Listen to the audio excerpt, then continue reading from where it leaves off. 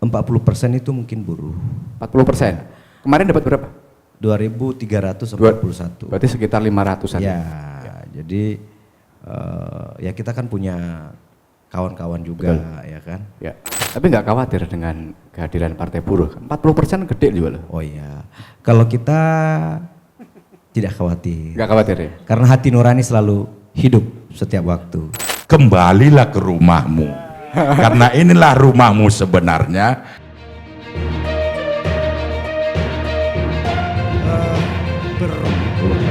Sebenarnya kita itu punya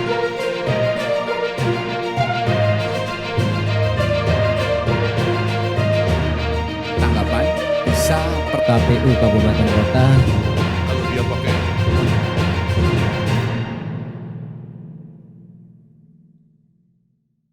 Bang Utusan, itu kemarin waktu menang, pemilih dari Partai Buruh, dari suara buruh banyak nggak? Ya, atau pribadi sendiri? Dari buruh banyak pemilih Bang, suaranya. Karena ada seruan tadi, ada seruan bahwa buruh pulanglah ke rumah. Rasanya sulit juga Bang ya. Ya. Tapi kan konstituen tahu dong, pemilihku pemetaan sulit sekian. dipetakan. Ya. Tapi kemungkinan kalau perolehan suara saya itu 40% itu mungkin buruh. 40%. Kemarin dapat berapa? 2.341. Berarti sekitar 500-an. Ya, jadi ya kita kan punya kawan-kawan juga. Betul. Ya kan. Ya. Cuma dari topik kita hari ini Bang Agus, judulnya agak seram ya. Ya. Saya kira tadi bawa kampak kita di sini. Nah, sesuai dengan topik kita ini maka TPS khusus ini ada beberapa catatan. Yang pertama tentu partai politik dan para bacalek harus mencermati daftar pemilih tetap. Apakah NIK-nya itu valid atau invalid? Kenapa? Jangan sampai terjadi inventarisir daftar pemilih yang bodong, ya kan? Ya. Nah saya tidak tahu apakah pada saat pemutakhiran data itu sistem KPU bisa langsung deteksi atau tidak. Sebenarnya kalau bisa dideteksi langsung maka persoalan kecurigaan itu tidak akan muncul. Bahkan mungkin saya kira sistem KPU harus membangun yang lebih bagus lagi. Karena kenapa? Ternyata setelah DPT kemarin ditetapkan, kami masih menemukan yang sudah didaftar itu tidak muncul namanya dalam DPT. Dicek ya? Pernah nggak cek? Dicek. Ya. Saya sudah uji petik beberapa dan saya kawan-kawan di lapangan sudah melakukan itu. Nah kita berharap sebenarnya teknologinya KPU itu jauh lebih baik. Misalnya kita mendaftar BPJS ya, mendaftar di BPJS itu menggunakan daftar online-nya perusahaan. Tiba-tiba itu hasilnya adalah tidak valid. Ternyata di Disdukcapil itu valid.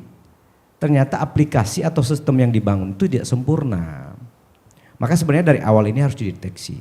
Maka mau nggak mau karena sistemnya tidak sempurna, maka perlu pencermatan khusus dari partai politik dan juga para caleg. Jangan sampai ada yang pemilih bodong tadi ya. Yang kedua bahwa pada saat pelaksanaan pemungutan suara itu partai politik dan para caleg harus mengantisipasi. Jangan sampai ada yang memilih tapi bukan yang sebenarnya. Misalnya daftar pemilih tetapnya adalah utusan, tapi yang memilih itu adalah Bang Surya. Nah ini tentu harus saya kira ini celah-celah pemilih siluman maksudnya. Ruang-ruang gelap yang memang saya kira itu mungkin saja terjadi. Mungkin saja terjadi. Nah itulah nanti bagaimana KPPS itu dan KPPS itu memastikan bahwa setiap pemilih itu pemilih yang sebenarnya. Ini tidak mudah sih sebenarnya, tidak mudah. Karena kalau diperiksa-periksa KTP itu nanti waktunya nggak cukup ya. Waktunya nggak cukup, apalagi yang tapi harus mungkin ya. Nah tentu KPU tentu punya skema ya, punya skema dalam rangka memastikan bahwa tidak ada daftar pemilih yang digunakan oleh orang lain. Gitu. Ya. Kalau selebihnya bagaimana mengambil hati orang-orang yang ada dalam daftar pemilih tetap itu saya kira kembali kepada konsep masing-masing caleg. Jadi pertarungan itu ada pertarungan eksternal dan ada pertarungan internal. Karena TPS khusus ini akan direbut oleh 17 partai ya yang mendaftar ya. Ya. Akan 17 partai dan tentu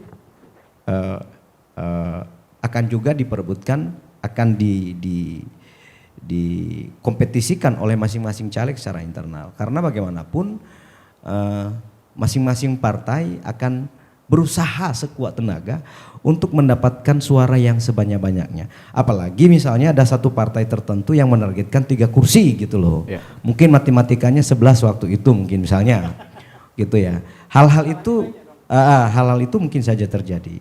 Tapi kalau kami yang incumbent ya tentu kami ya berusaha lah dengan cara-cara yang sangat terhormat Ya. bahwa demokrasi ini happy ya. Happy bagaimana menghasilkan sesuatu yang bermanfaat untuk nusa dan bangsa secara khusus untuk Kota Batam. Demikian Bang Agus. Tapi nggak khawatir dengan kehadiran Partai Buruh? 40% gede juga loh. Oh iya, kalau kita tidak khawatir. Nggak khawatir ya? Karena hati nurani selalu hidup setiap waktu. Selalu Bang, di hati. nggak khawatir Bang. Gimana Bang? Jadi kayaknya kurang greget kayaknya Partai Buruh Bang. Kalau kurang nggak khawatir ya Bang. Ya betul. Kan DPT baru kita terima 21 Juni kemarin ya. Jadi kita sudah kalkulasikan ternyata teman-teman serikat pekerja ada masuk dalam DPT. Ya kalau sederhananya kami petakan sekarang Ya. seluruh pekerja buruh yang ada di Kota Batam kita petakan.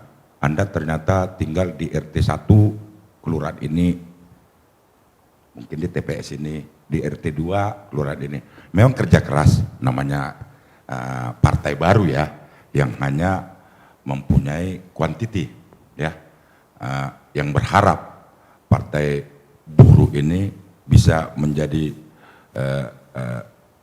harapan daripada pekerja buruh di dalam hal mewujudkan keinginan-keinginan yang bertentangan yang selama ini tidak terakomodir di undang-undang, walaupun sudah ada undang-undang pun juga ditabrak juga, ya kan.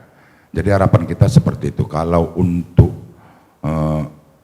ketakutan kita enggak, Ya. orang kita juga lolos dengan kerja keras kok, iya kan. Lolos kerja keras sudah dicoba, kenapa enggak lolos lagi di 14 Februari 2024-nya, kan itu dia. Artinya kita juga tidak bisa paksa, tidak bisa mengakomodir bahwa pekerja buruh pasti akan pilih partai buruh. Enggak. Justru kita dari partai buruh bekerja keras untuk meyakinkan pekerja buruh itu, kenapa Anda harus pindah ke partai buruh? Nah ini mainnya, iya kan?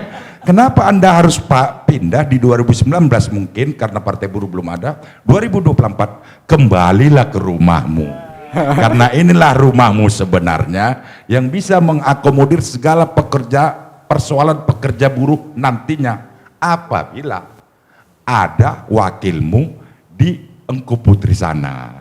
Kan itu dia.